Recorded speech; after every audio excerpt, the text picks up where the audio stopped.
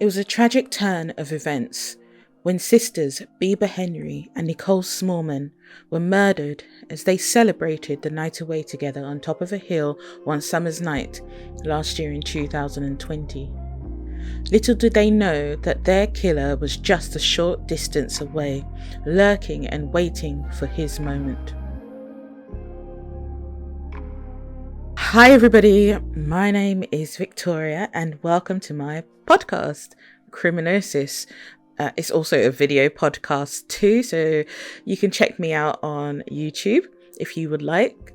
But I'll be looking at true crime cases, but also exploring the psychology that's involved in some of these cases, as that's kind of my specialism. I'm actually a psychology and sociology and, of more recently, a criminology teacher with many years of teaching in the field.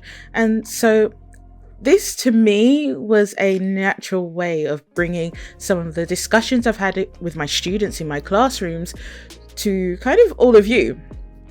And like I said, you can find me on YouTube, but you can also find me on all of your favorite podcast platforms. So before we get into today's case, I just wanted to share why I decided to look into this one.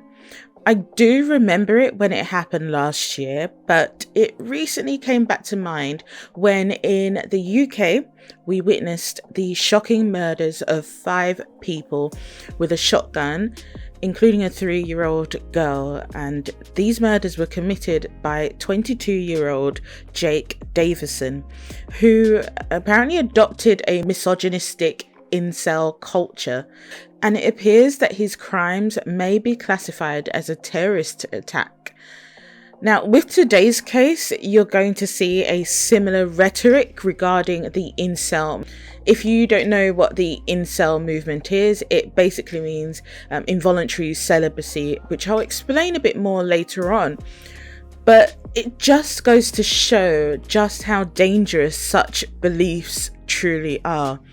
So with that being said, let's take a look at the case of Bieber and Nicole. It was the evening of the 5th of June in 2020. A beautiful evening actually, with an amazing view and sunset in Friant Country Park in Wembley, North London. Nina Esmat, a nurse who had been friends with Bieber Henry since they were 16, was the first to arrive to the picnic that had been arranged by Bieber and her sister Nicole. The location within the park chosen by Bieber was a well-known spot for panoramic views across London. The picnic area had been decked out with blankets and cushions, and Nina joined the sisters as she was the first to arrive at the top of the hill where the picnic was laid. Now, the only reason the sisters and friends were there was because, if you remember, and I'm sure everybody does, the UK was actually still in lockdown. Obviously, Bieber, Nicole, they knew this, so to stick with the social distancing rules, it meant that they couldn't celebrate Bieber's 46th birthday indoors, and so that is why they were in the Friant Country Park. Bieber arranged the picnic to allow a small celebration. I read her mother's impact statement, and in it, Bieber's mother and Nicole's mother, called Mina, she stated, "I know she chose that venue because the plan was that they would watch the sunset together." Bieber and Nikki, as her mother and friends lovingly called her, loved music and regularly attended festivals. Now, the purpose of the birthday celebration was to have a mini festival, which is why she planned and organised it the way that she did. Now, Bieber was a details person, and you can definitely see that with the fact that she put the cushions down, the blankets, the table mats, and she told her mum that she had bought a Bluetooth speaker, which she was so thrilled about because she had bought this speaker on a bargain. And do you know what? I can definitely relate to that. That is something that I would be excited about too. So there was lots of food and drink, laughter and music, fairy lights and friends. An interesting aspect of this case is that because this was a party, we have a lot of pictures of that evening of the sisters and the friends enjoying themselves. And everyone was enjoying themselves during a strange summer of lockdown. Because we do have a lot of images, we also have images of one of the last moments of Bieber and Nicole, and it's a haunting image of them whirling lights, spinning and laughing at each other, with London's starry night sky transforming the trees in the background into a gentle silhouette. The very last photograph of them was taken at 1:13 a.m. and this shows them looking distracted and glancing to their left. Haunting images because a teenager was lurking just out of shot and had planned his own evening. Very different to the joyous nature of the sisters and friends that evening. His evening was one of spilled blood, terrifying violence, and pointless sacrifice. So before we get into what actually happened that evening, let's talk more about who Bieber and Nicole were, because I want to focus on the victims here. Now, Bieber Henry has been described as being a strong woman, a mother, a daughter, a sister, a friend and colleague. Standing at about 5 foot tall, she was described as having the heart of a lion. She was a fighter for justice and worked hard to help the vulnerable members of society. She worked with at-risk children and families in her role as a social worker with Buckinghamshire Council. She was a force of nature who lived in Brent, northwest London. Bieber had a big personality and was both serious and fun. She had a love for life and drew people towards her. Before she became a social worker, she had a job driving disabled children to their activities, and in fact, I saw a story that she did this whilst her daughter was still a baby, and she would drive her passengers with her own baby in the car, singing and enjoying the journey as she went along. Her daughter, who is now grown and a mother of two, although her firstborn son had passed away at just 2 months old, and she was pregnant at the time of her own mother's murder. But her daughter, Monet, would later say that her and her mother, Bieber, didn't always get along, but they had worked through their problems, and Bieber was looking forward to being a grandmother again. As Bieber's mum describes in her impact statement, Bieber and her loved the same music, and one of their treasured memories is from March 2019 when she came with her and her friends on a cruise. They were away for 21 days and they had the best time, she said. One of the highlights for her was Cuba. The vintage cars, the history, the music, carnival atmosphere made it a perfect place for them to be together. I mean, little did they know that that would be the last time that they would be able to do such thing. Bieber was very proud of her parents. Her father, Herman Henry, who she would lovingly refer to as Papa Bear, and he would refer to her as Biebs, was an ABA featherweight champion in 1982 and had since set up his own building contracting company. Her mother, Mina, was a teacher that later became the Church of England's first black female archdeacon. Bieber and Nicole also had a middle sister called Monique. She was the daughter of Herman and Mina too, but she lived in Holland and therefore she actually didn't attend the party that fateful evening. Now, Nicole Smallman was 27 years old and was a photographer and a University of Westminster graduate. She's described as a joy to be around. Compared to her sister Bieber, Nicole was quite mellow and all-encompassing, protective and warm. She was a talented artist and passionate about documentary making and theatre. She was also a singer and an actor, with a voice her teacher said would be perfect for radio or TV. She had an enormous amount of friends and she was quiet and unassuming, but she was a social butterfly and she tended to get on with everyone. She was an all-rounder. She had a wonderful singing voice and she could basically sing anything. She and her mother would sing together in the worship group and they would harmonize together and it was effortless. Nikki's grandfather, Professor Basil Smallman, was actually a professor of music and he was Pro-Vice Chancellor of Liverpool University. He was also a composer, writer of music and an author, and he dedicated his books to his grandchildren, one of which was dedicated to Nikki. Nicole saw the beauty in everything, a calm and positive person who was passionate about humanitarian and environmental causes. The sisters shared the same mother, Mina, but Nicole's father is called Christopher Smallman,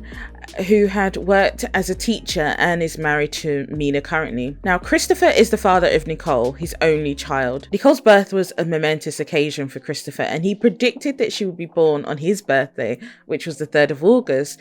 But that actually meant that she would be 10 days overdue. Of course, he was right, and she was born on his birthday. She was an emergency C-section, so he got to hold her first. And Nicole's mum remembers watching him kiss Nicole on her head, and he was completely smitten. And she said, for a man that's not sentimental, it was a beautiful thing to see. Nicole definitely grew up to be a daddy's girl. Now, if you recall, I mentioned that there was a teenager lurking out of shot in the last images of Bieber and Nicole. This teenager was later identified as Daniel Hussein. He was an 18-year-old who lived in the area of Eltham. He was quite an arrogant and egotistical character. He grew up in Blackheath and was the eldest of 4 siblings. Before the murders, he attended Thomas Tallis School and studied A-levels at Orpington College, although he rarely attended. His parents had separated when he was in his early teens,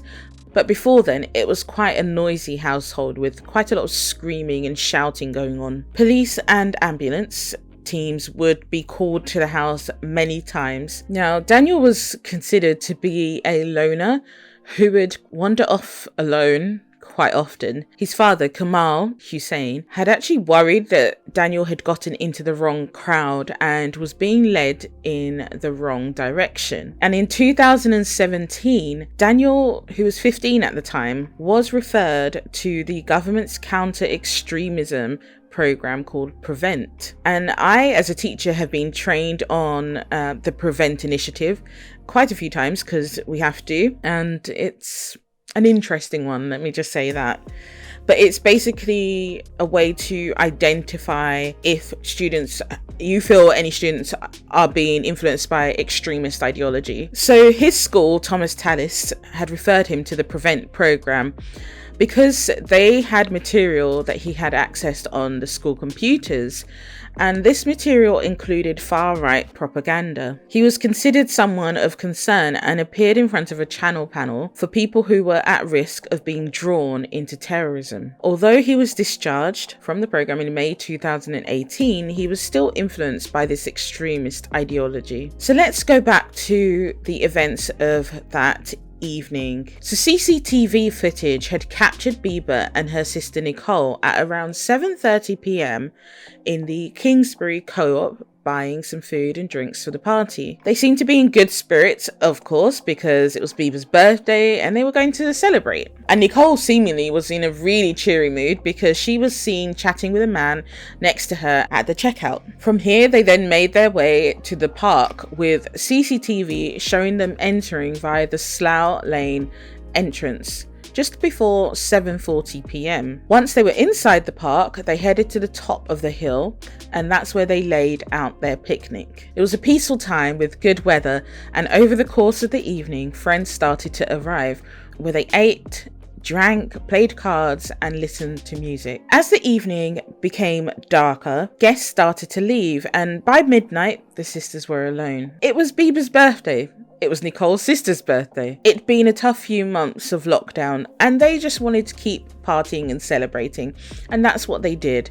So they continued playing music and dancing with fairy lights. At 1:04 a.m, Nicole sent a text message to her boyfriend, Adam Stone, saying that she was dancing in a field. Sadly, this was the last time he would hear from Nicole. Bieber and Nicole had set up Bieber's phone to take a series of images using a clicker device, and they ended up recording 150 images in sequence of them dancing and having fun. Now, with one of the last images, as I've already told you, being the 1:13 a.m. one on Saturday the 6th of June, of them looking to their left as if they were distracted by something. Police believe that they were actually looking at Daniel, who was approaching them in the distance. Daniel Hussein's night had started at around 7:45 p.m.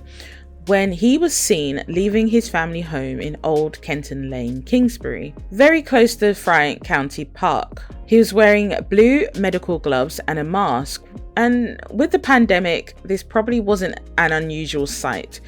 And he was also carrying a rucksack. After leaving his home, he walked to a nearby bus stop and took bus 204 to Edgware Road. And this is where he went to Morrison's supermarket and bought some alcohol and collected an Amazon delivery of a full-face balaclava and 2 folding shovels contained within a pouch. He put all of the items in his rucksack and then made his way to the park, entering via the Larkspur Close entrance at around 8:40 p.m. This was just 5 minutes walk from the birthday party, so he had a clear view of the group as they were on top of the hill. Although there's no CCTV footage from within the park, it's believed that Daniel had stayed in the park for 4 hours, more than likely just watching the group. Because there's no CCTV and I guess Daniel hasn't said what he did, it's not exactly clear what happened during the murders, but police believe that Bieber was actually killed first, as she may have been taken by surprise by Daniel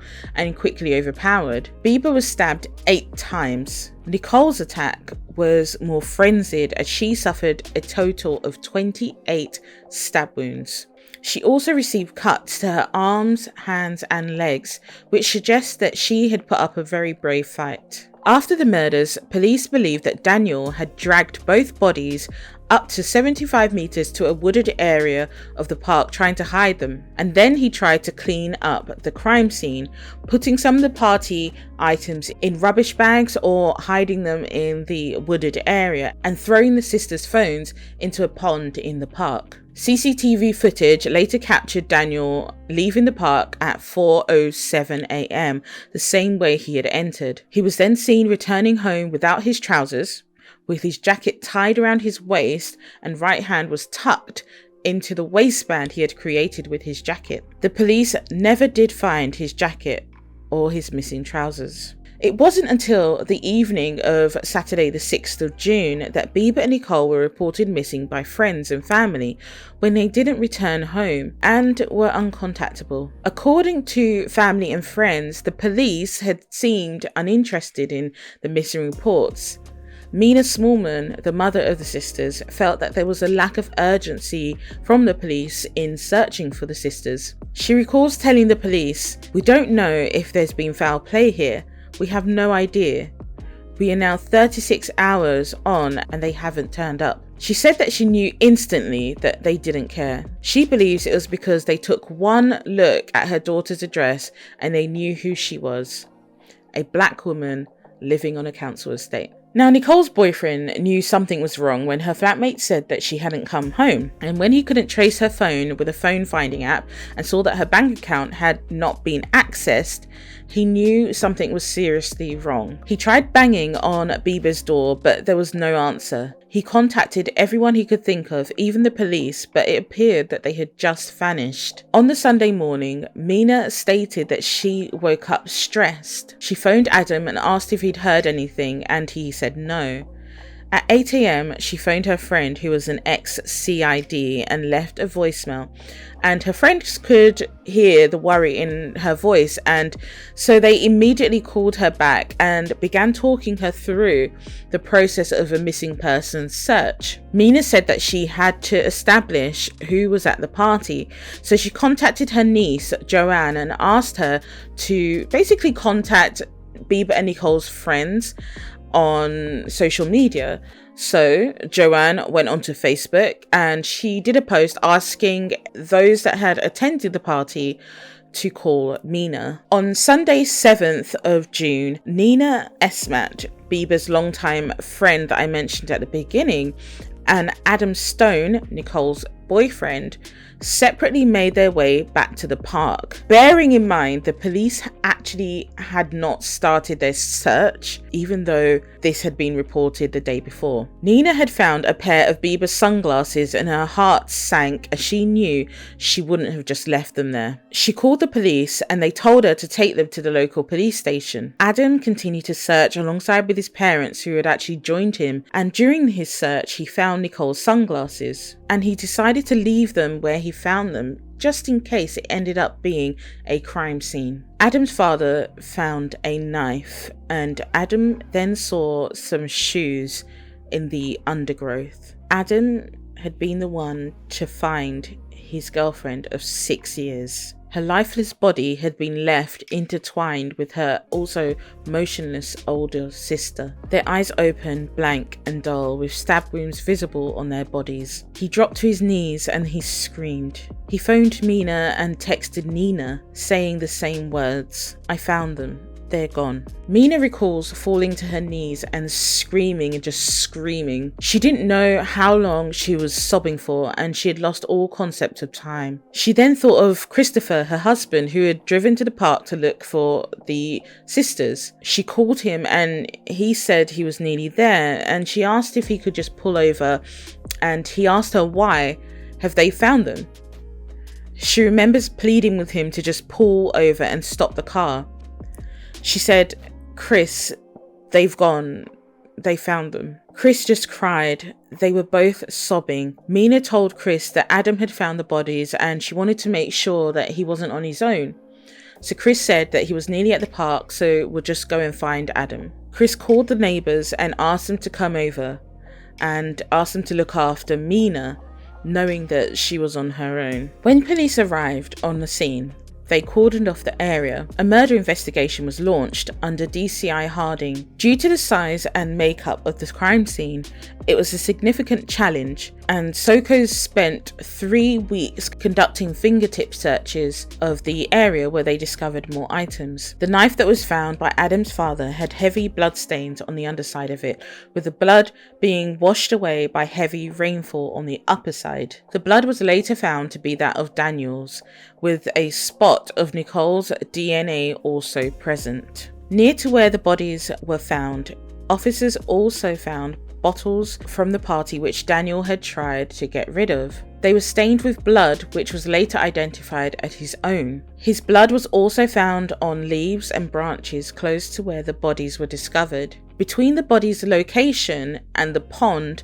police found latex gloves with one inside the other. One glove was heavily stained, later identified as Daniel's blood, and one was damaged in the areas where his hand was later seen to have been cut. Police divers carried out a search of the pond and found the mobile phones that Daniel had thrown into the pond. On Saturday, 6th of June, a member of the public was clearing up the park and they found the rubbish bags that Daniel had left, and they placed them next to the bin. These rubbish bags were then later collected and removed by the local council to a nearby refuse site. Now, when the police eventually recovered these items, they found 2 blankets and cushions which were from the picnic and had now been covered in blood stains. And again, this was later identified as Daniel's blood. Officers had actually searched through 120 tons of rubbish to find this black bag. Now, when police analysed Bieber's phone, it appeared that Daniel had actually tried to access the handset as the screen was turned on and off more than 130 times. And this was between 1:26 a.m.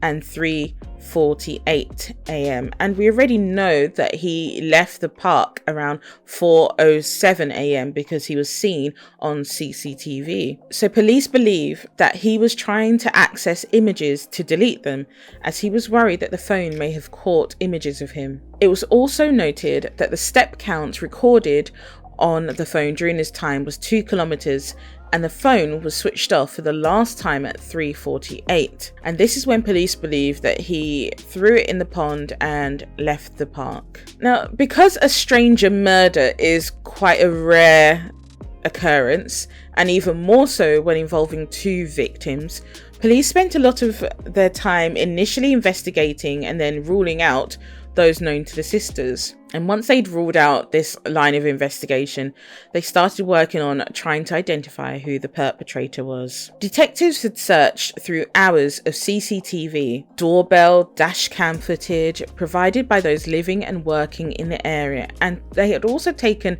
hundreds of statements in the initial days and weeks following the murders. They also made a public appeal to people who may have noticed a family member who had a significant hand injury, because remember, the glove was found with cuts on it. And even though police had a full DNA profile, they at the time didn't have a match on the UK National DNA Database.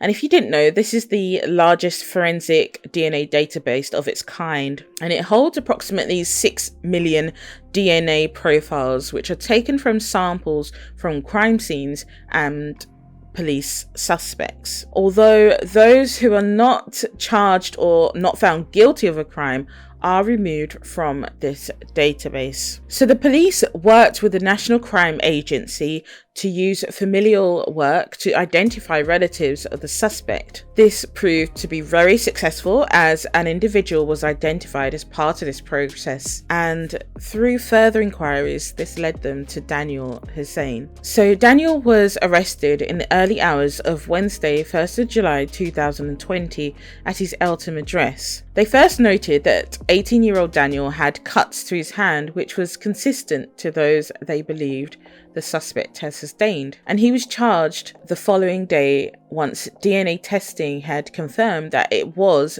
his DNA profile that was present at the crime scene.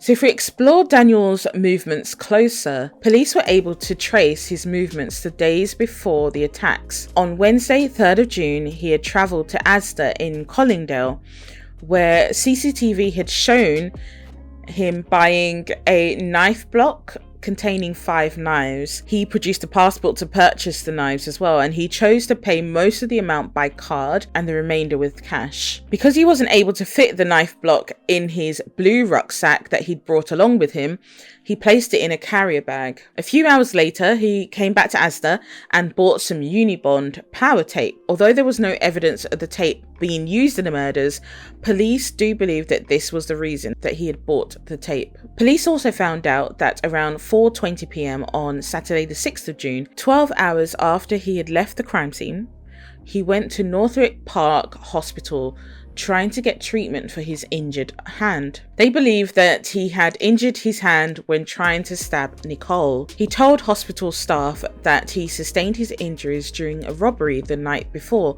but he didn't want the police to be involved. He received surgery the following day where his wounds were stitched and attended a follow-up appointment on the 15th of June. Now we know what Daniel did.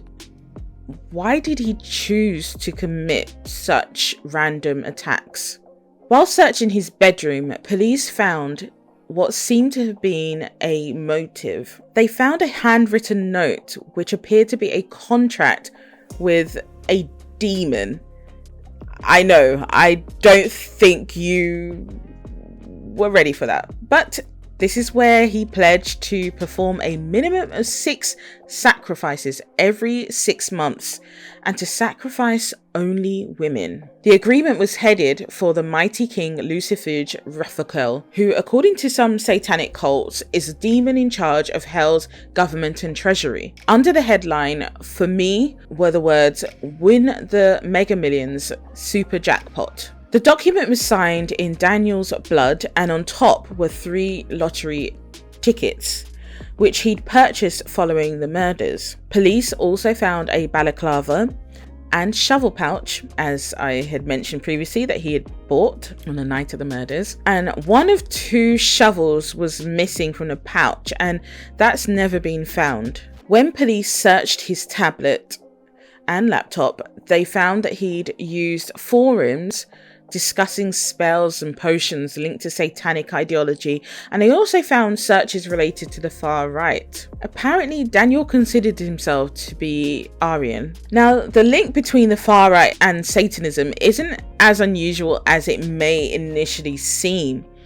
Misogyny does seem to be a common theme in this world, which creates a deeply toxic blend of beliefs. Since 2019, there have been 6 young men, mostly teens, that have been convicted of extreme right-wing terrorism offences connected to a violent form of Satanism. 2 neo-Nazi groups, recently banned as terrorist organisations, have promoted this ideology too. A boy who was convicted in 2019 of planning a terrorist attack had written of hunting women in a forest in a disturbing resemblance to Daniel's crimes. Some people start with the far-right ideology, and through their searches online and delving deeper into the ideology, they find themselves influenced by the cruel and violent occult ideas. Now, next to the contract they had found in Daniel's bedroom, police also found a handwritten letter pledging to offer some blood in exchange for making a girl at his school fall deeply in love with him. Now, this note was addressed to Queen Byleth and was signed Daniel, and asked that the girl would believe and see that he was the only one for her and that he would be more attractive to women romantically. Now, in exchange for this, he promised to burn incense in her name, offer some sweet drink, offer chocolate, and offer some blood. This definitely gives off some incel movement vibes, and hopefully you can now see where I was kind of going with the incel rhetoric at the beginning. Now, on the 4th of June, Daniel had set up a Mega Millions lottery account online, making a number of purchases after the murders between 7th of June and 16th of June. He reported his bank card as stolen, claiming that purchases made from the 3rd of June were nothing to do with him, in an attempt to get rid of any links to him around this time. Because of this, he was later returned the money, believe it or not, he had spent on items including the knife block, the shovels, the Unibond tape and balaclava, as well as 3 separate online lottery purchases. But his lie was found out when CCTV caught him using the card on 10th of June. Daniel, despite all of the evidence against him, denied everything. When arrested and asked how he had got his injuries on his hand, he said he'd been robbed. He also said he suffered from autism and memory loss, and he gave no comment on all questions put to him and continues to deny any involvement in the murders. He was very disrespectful to witnesses and the family in court, whilst he acted like a child in the dock. Despite his apparent planning of the murders, it was his mistakes that led to his downfall. Leaving the weapon and bloodied glove at the scene directly linked the murder to him. Police believe that he would have gone on to commit more murders if he had not been injured that night. The first date of the trial was October 2021, and then this was brought forward to the 7th of June 2021. The irony of the start date of the trial was not lost on the family, as Mina stated in her impact statement. They decided to keep this new trial date instead of changing it to start the journey of bringing the case of Bieber and Nicole's murder to a conclusion. Daniel was found guilty by a unanimous jury following a 4-week trial at the Old Bailey for the murders of Bieber Henry and Nicole Smallman. And he was also found guilty of possession of an offensive weapon. He will later be sentenced on September 22nd of this year, 2021. Another thing I wanted to add on to this case, but I didn't know where to put it, was the misconduct of 2 police officers at the scene of the murders. Now, these police officers are PC Dennis Jaffa, who was 47 at the time, and PC Jamie Lewis, who's 32. And these officers were caught taking selfies at the crime scene, which Mina Smallman described as dehumanizing her daughters. Not only did these officers take the selfies, they then sent them to others via WhatsApp. I mean, I literally have no words. So these officers were arrested and they were charged with misconduct and suspended from duty, and they were later issued in May 2021 unconditional bail, with 5 others being placed on restricted duties. I wanted to look at the psychology of incels very briefly, because obviously this comes up in this case. Now, incels are a self-proclaimed group of beta males who claim a position at the bottom of the social hierarchy due to their continued romantic and sexual rejection by women. Wanting sex and willing to kill is an article that I read by Williams et al. In 2021, where they look at the cognitive characteristics of violent incels. Now, the study explores the demographic, cognitive, and other characteristics of self-identified incels. I think they looked at 7 who had attempted and or successfully completed homicide. Now, the findings suggested that although self-perceptions tend to reflect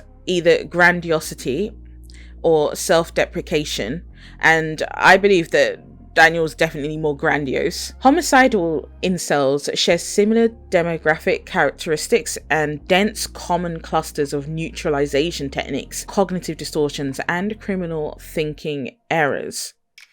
Now, Daniel, like I said, did seem to have a grandiose view of himself, and he did consider himself an Aryan or Orion, sorry, I have no idea how you pronounce that, and even capable of committing to the contract of killing multiple women over a period of time. We can clearly see his cognitive distortions and his criminal thinking errors throughout. Could more have been done to prevent the horrific crimes he would go on to commit? I mean, he was part of the Prevent program just a few years before, and he was no longer monitored. So maybe this does have implications for not just how we view incels in society, but also how the Prevent program is monitored. But ultimately, this is a tragic case, and I just want to end on saying that my thoughts and prayers are with Bieber and Nicole's family, and I really do hope that they do get that conclusion with the sentencing of Daniel later this year. Thank you so much for taking the time to listen to the case of Bieber and Nicole, and I will be back next week with another case. Be safe, guys, and take care. Bye.